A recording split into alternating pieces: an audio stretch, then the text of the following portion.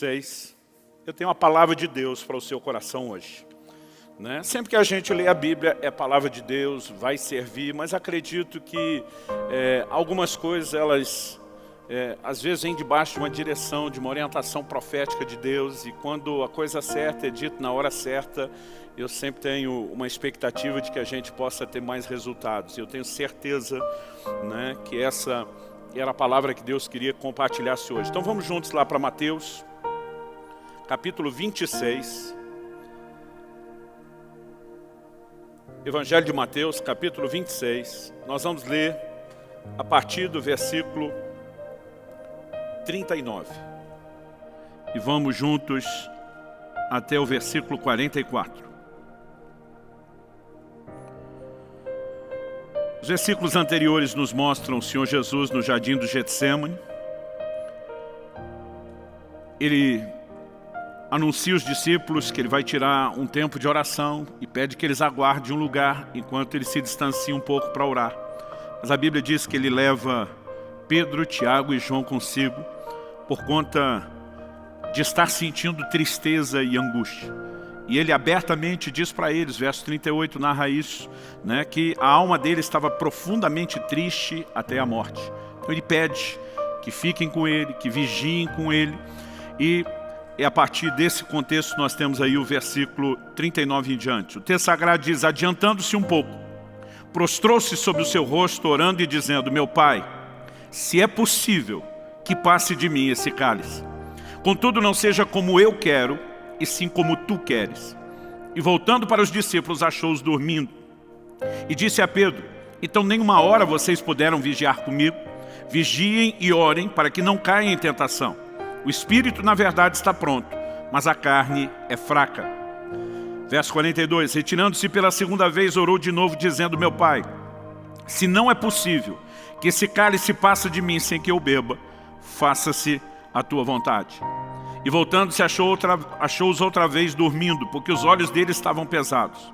Deixando-os novamente, foi orar pela terceira vez, repetindo as mesmas palavras. Meu Deus, nós clamamos graça e favor do Senhor, a ação do Teu Espírito, o Espírito da verdade.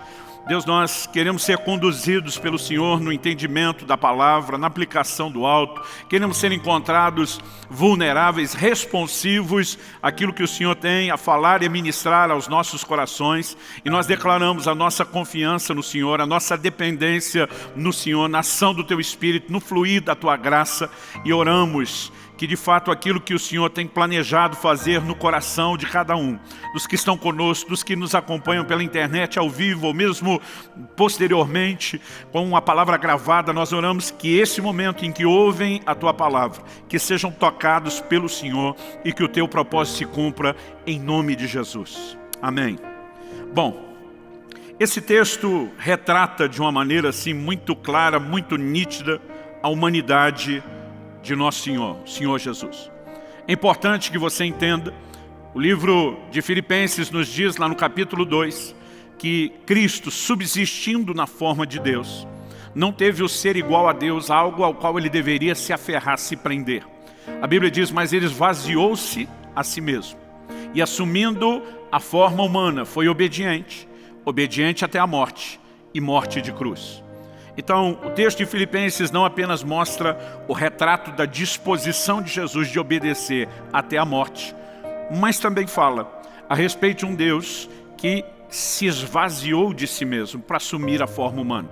Essa expressão esvaziou-se não significa que ele deixou de ser Deus em essência, como identidade. No entanto, ele assume a forma humana. E Cristo anda, caminha e vive nessa terra como um homem. Ele não usou atributos exclusivos da divindade. Alguns atributos de Deus que são comunicáveis, outros são exclusivos, incomunicáveis. Entre eles, a onipotência, a onipresença, a onisciência. A palavra oni significa todo. Onipresente é todo presente. Onisciente conhece tudo. Onipotente tem todo o poder. E Jesus não usou esses atributos. Ele estava limitado a um corpo. Ele ia a uma cidade de cada vez, então ele não usou a onipresença. Ele também não usou a onisciência. A Bíblia diz que ele crescia em sabedoria e conhecimento diante de Deus e diante dos homens. Muitas vezes nós não conseguimos imaginar isso, mas a criança em casa precisou aprender as primeiras palavras pelo método comum que eu e você passamos, de repetição, né? Não é porque era Deus que já na manjedoura ele estava citando todos os textos da Bíblia de cor enquanto bebê. Muitas vezes nós temos dificuldade de imaginar esse aspecto humano. Jesus também não usou onipotência. Atos 10, 38 diz que Deus ungiu a Jesus de Nazaré com Espírito Santo e poder, o qual andou por toda parte, fazendo bem e curando a todos os oprimidos do diabo, porque Deus era com ele. O texto não diz porque ele era Deus, porque Deus era com ele, ungido com o poder do Espírito Santo. Se os milagres que Jesus operou tivessem sido operados como Deus, então não faria sentido ele dizer, quem crê em mim fará as obras que eu faço e até maiores. Porque se ele tivesse feito como Deus, nós não poderíamos fazer nem o mesmo que dizer qualquer coisa maior. Mas ele agiu como homem ungido pelo Espírito Santo. E há momentos claros nos evangelhos, onde essa humanidade vai sendo destacada, né? A palavra de Deus fala de Jesus cansado, fala de Jesus dormindo, fala de Jesus com fome, fala de Jesus com sono. E nesse momento, a humanidade de Jesus aparece no momento onde nós percebemos o que podemos chamar de um conflito de vontades. Ele em oração está diante de Deus dizendo, seja feita não a minha, mas a sua vontade. Naquele momento Jesus admite que como homem, ele poderia ter uma vontade diferente da vontade de Deus Pai. E esse elemento é justamente o que eu quero destacar. Porque o cenário e a lição que nós temos do jardim do Getsêmani é algo extraordinário. E o tema da minha mensagem hoje é aprendendo a entrega. Eu quero falar de uma atitude de rendição, de submissão, do mais profundo nível, não só de obediência, né, mas de rendição. E acho que essa palavra entrega, ela é bem abrangente. Antes de entrar no processo do aprendizado na entrega, eu quero, em primeiro lugar, destacar aqui algumas coisas. A primeira delas é reconhecer que às vezes a nossa vontade pode parecer estar conflitando com a vontade de Deus. O segundo elemento a ser destacado é o entendimento de que o reino de Deus, ou seja, o próprio Deus, suas leis, seus princípios, vem em primeiro lugar. Ou seja, a vontade dele deve prevalecer sobre a nossa. Então, só em terceiro e último lugar, eu quero tentar detalhar como se dá esse processo de aprendizado. Mas olhando aqui para o Getsêmani, eu de fato percebo algumas coisas que nós não podemos deixar de destacar. Em primeiro lugar, o próprio conceito de oração. Eu olho para a igreja moderna e eu vejo um evangelho sendo pregado que está cada vez mais antropocêntrico, significa que o homem está no centro. Me parece, observando muitas mensagens, que o evangelho moderno, vou botar aqui entre aspas, porque não existe atualização do evangelho, ele é único, ele é imutável, me parece que ele visa mais agradar o homem do que a Deus.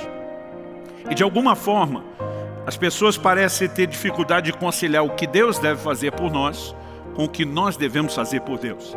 É lógico que a palavra de Deus traz promessas claras que sinalizam o desejo e a vontade de Deus de agir em meu e seu favor. Mas muitas vezes nós temos confundido as coisas, né? A ponto de colocar Deus num patamar onde Ele existe apenas para satisfazer os nossos desejos. E muitas vezes um desenho equivocado vai se estabelecendo sobre o nosso relacionamento com Deus e a própria oração. Uma das lições que eu aprendo do Getsêmani é que a oração não é apenas o meio através do qual eu consigo de Deus tudo que eu quero. Se existe um pouco de verdade nisso, nós podemos garantir que não há toda a verdade nisso. Porque a oração também deveria ser, em contrapartida, o meio através do qual Deus consegue de nós o que Ele quer. Nesse momento no Getsêmani, não é Jesus conseguindo de Deus o que Ele quer. O cenário que nós temos, mesmo Ele repetindo a mesma oração por 3 vezes, se tiver um plano B, quando ele diz, se possível passa de mim esse cálice, a expressão cálice na Bíblia, ela normalmente fala da ira de Deus. Darei a beber, desde os profetas do Velho Testamento até o Apocalipse, darei a beber do cálice da minha ira. Normalmente essa expressão indica sofrimento. Então Jesus está dizendo como homem, se tiver um jeito de evitar a cruz e o que me aguarda, passa de mim esse cálice. A Bíblia diz que a agonia de Jesus no Getsêmani foi tamanho. Normalmente a gente concentra só o fato de ele estar entristecido e como um homem angustiado. Mas o Evangelho de Lucas menciona o fato de que ele agonizou de tal maneira que suou gotas de sangue. Não era apenas a tensão de um horrível terrível, né, sofrimento aguardado na cruz. A crucificação não era só uma forma de execução, mas era uma execução que tinha primeiramente uma tortura. Era uma morte lenta, dolorosa, além de tremendamente vergonhosa. Mas eu acredito que o que aflige Jesus não é o aspecto físico. Ele estava na iminência de carregar os pecados do mundo todo, de todas as gerações, de todos os tempos, de todas as épocas. E diante de Deus ele está dizendo, se tiver um jeito da gente conseguir, né, escapar do cálice, no entanto, que não prevaleça a minha, mas prevaleça a sua vontade. A palavra de Deus, ao destacar Jesus não apenas deixando a forma divina, mas assumindo a forma humana, ainda fala dele na condição de homem, indo ao mais profundo nível de entrega e obediência. E Cristo, que é o nosso modelo e referência, até porque o texto que eu citei de Filipenses 2 começa dizendo, tende em vós o mesmo sentimento que houve em Cristo Jesus. Deus espera que esse padrão de Cristo seja imitado por mim e por você. Então, numa época onde se parece falar mais do que Deus tem que fazer pelo homem e muito pouco do que o homem tem que fazer por Deus, eu quero contrabalancear e falar um pouquinho da nossa responsabilidade para com Deus. Então, em primeiro lugar, eu vou destacar aqui primeiro esse conflito de vontades. Embora a lição do Getsêmani seja sobre a rendição final de Jesus, ela nos mostra inicialmente um conflito de vontade. Se eu puder, eu gostaria de escapar. É lógico que a sua vontade é que precisa estabelecer-se.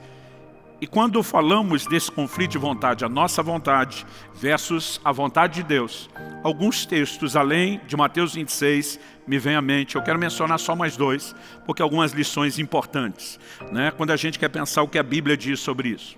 Primeiro que eu quero citar é Tiago, capítulo 4. Dos versículos 13 ao 16.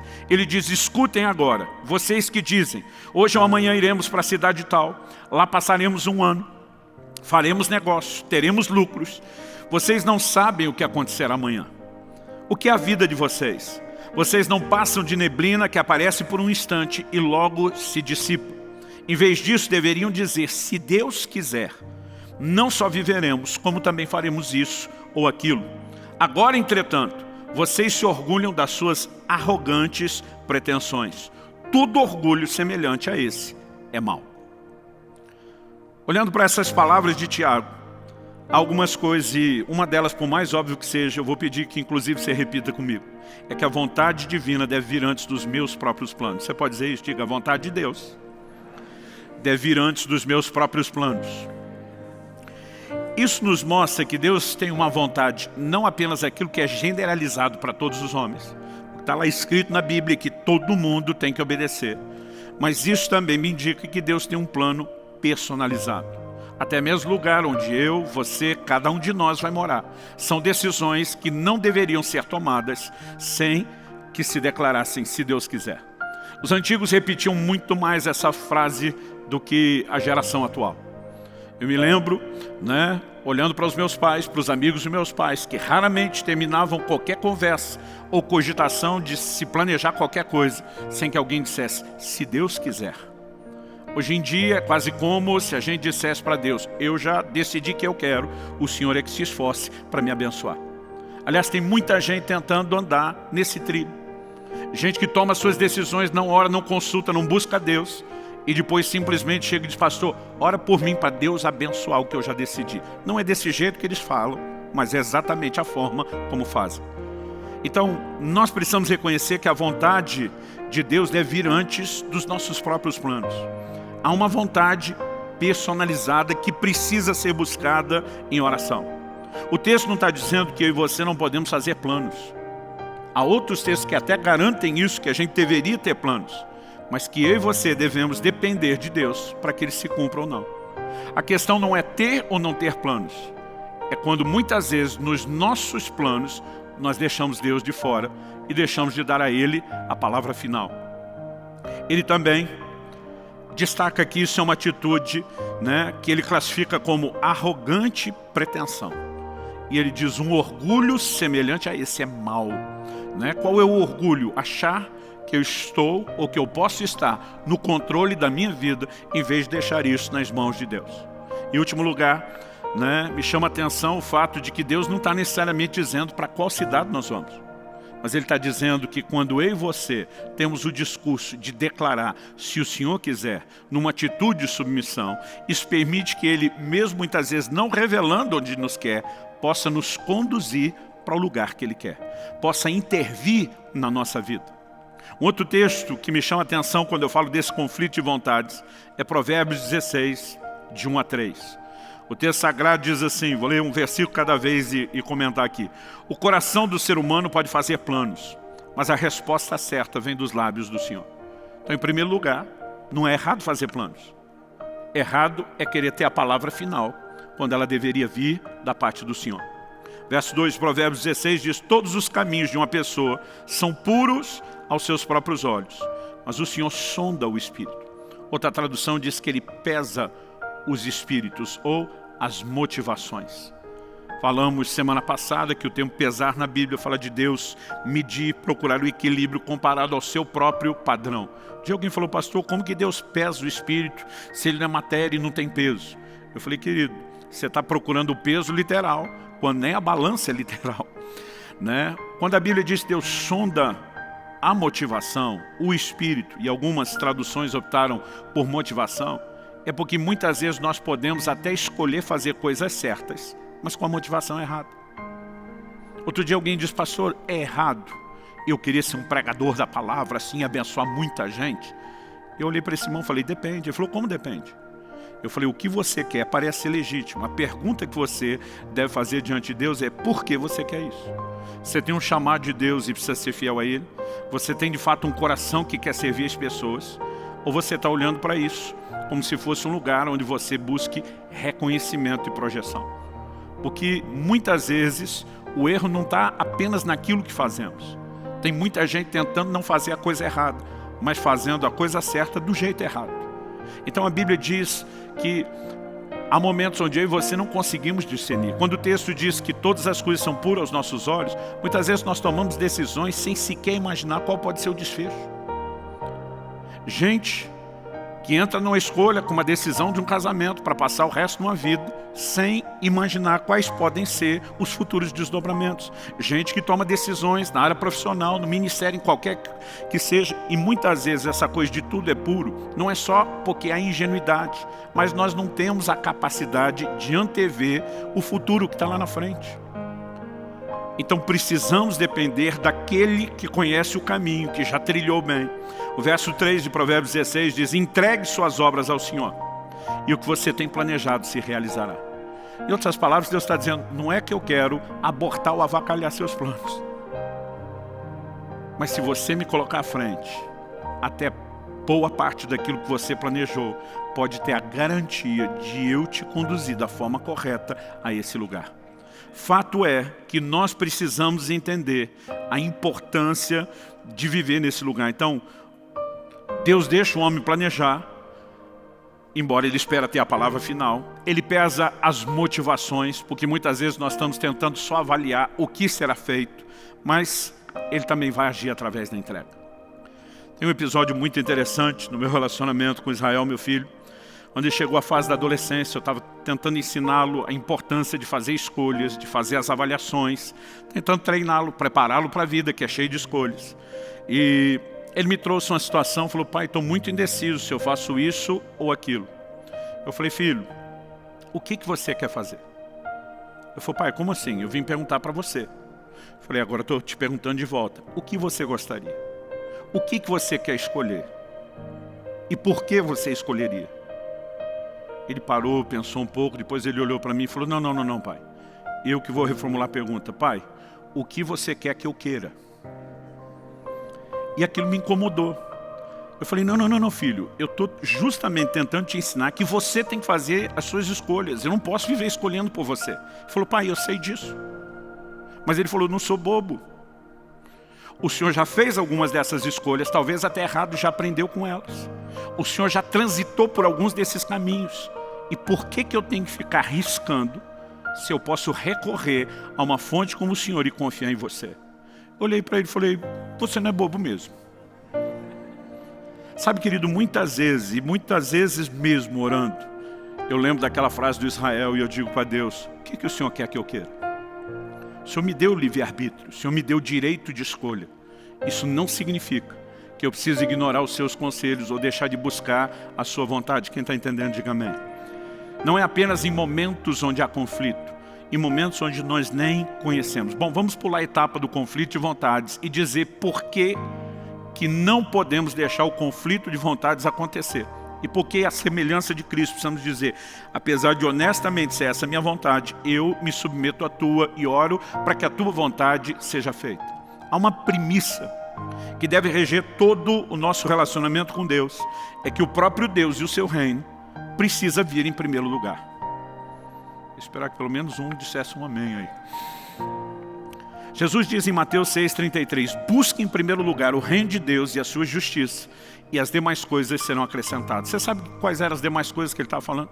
Se você olhar os versículos anteriores, Jesus está falando de necessidades básicas. O que vamos comer, o que vamos beber, o que vamos vestir. E diz, não preocupa com isso.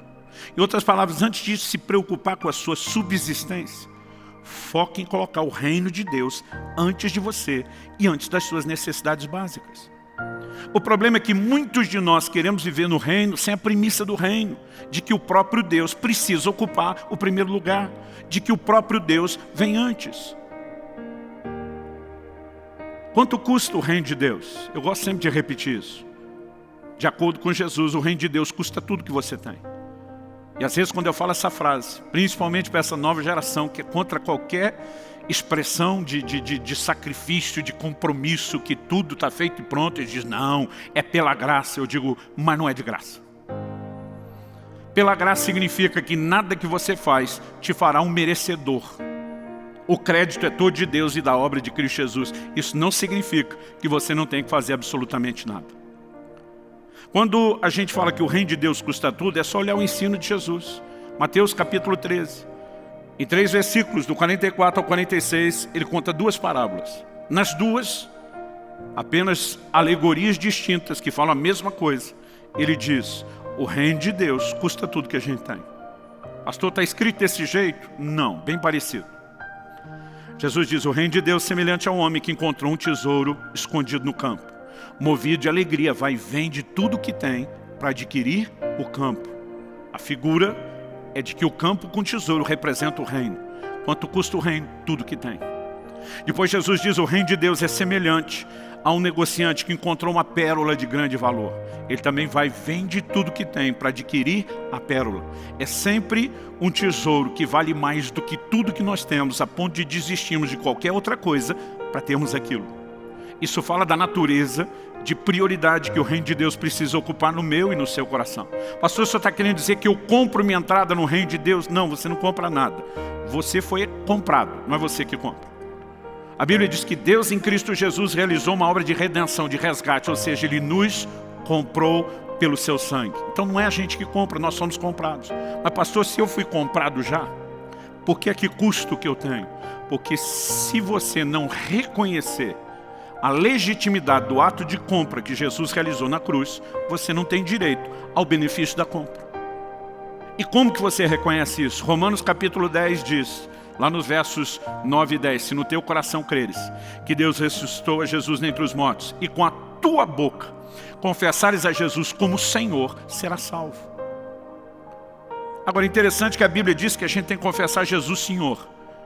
E a igreja contemporânea mudou isso. Não tem que confessar Jesus Salvador. Você não vai achar isso na Bíblia. Mas Jesus não é Salvador? É. A Bíblia diz que você confessar Ele Senhor, você vai ser salvo. Se Ele salva, Ele é Salvador. Mas Salvador não é o objeto da confissão. O objeto da confissão é a palavra Senhor. Essa palavra no original grego, ela tem um significado que nem de longe na língua portuguesa ou na cultura moderna atual, eu e você conseguimos arranhar. Ela, na verdade, era a palavra que um escravo usava para se dirigir ao seu amo, ao seu dono, ao seu possuidor. Ou seja, o máximo que eu e você temos na nossa cultura é mera e simplesmente o filho talvez dizendo para o pai de uma forma respeitosa, sim senhor, ou alguém dentro da cadeia de comando, com uma patente militar mais alta, batendo continência, dizendo sim senhor, muito mais um tom de respeito ou de uma suave submissão. Essa palavra Curios, no original grego, como eu disse, era usada somente a alguém que possuía, que era dono da pessoa. Então o que a Bíblia está dizendo, que traz salvação para mim e para você, não é apenas reconhecer o sacrifício, a morte e a ressurreição de Jesus. Isso a gente crê, mas é confessá-lo Senhor. Ao confessá-lo Senhor, nós estamos dizendo, todo o controle da minha vida passou às suas mãos no dia que você me comprou pelo sacrifício da cruz. Essa confissão é uma forma de nos curvarmos diante dele e dizer, eu me rendo ao seu senhorio, eu aceito que você é meu dono, que você comprou o que eu sou, o que eu serei, o que eu tenho e um dia terei. E ao reconhecer a legitimidade do ato de compra, você está desistindo de tudo. Então o reino de Deus não custa tudo porque você compra, custa porque você tem que abrir mão de tudo e colocá-lo em primeiro lugar, reconhecendo que ele é o seu dono e dono de tudo. Não há evangelho sem esse reconhecimento. Agora, nós temos muitas vezes tentado viver um padrão onde parece que as pessoas estão invertendo as posições. Alguns parecem que acreditam que eles são senhores, que eles dão a ordem e comando e que Deus é que é o servo para ficar obedecendo e mimando a gente em tudo. Me entenda bem, eu não estou falando que Deus não vai responder orações. Ele disse que a gente poderia pedir o que quiséssemos. Não estou negando que há um aspecto da oração onde a gente consegue de Deus o que a gente quer. O que nós não podemos é desbalancear e deixar de acreditar que quem é Senhor é Ele e quem é servo somos nós. Nós não podemos desbalancear e deixar de entender que também na oração nós encontramos esse lugar e esse ambiente de rendição para que a vontade dEle é que se cumpra. Na oração modelo, que nós apelidamos de Pai Nosso, o Senhor Jesus nos ensinou a dizer, venha o teu reino, teu governo, venha ser rei sobre nossas vidas, seja feita a tua vontade. A oração é um dos caminhos pelos quais eu e você nos submetemos a Deus.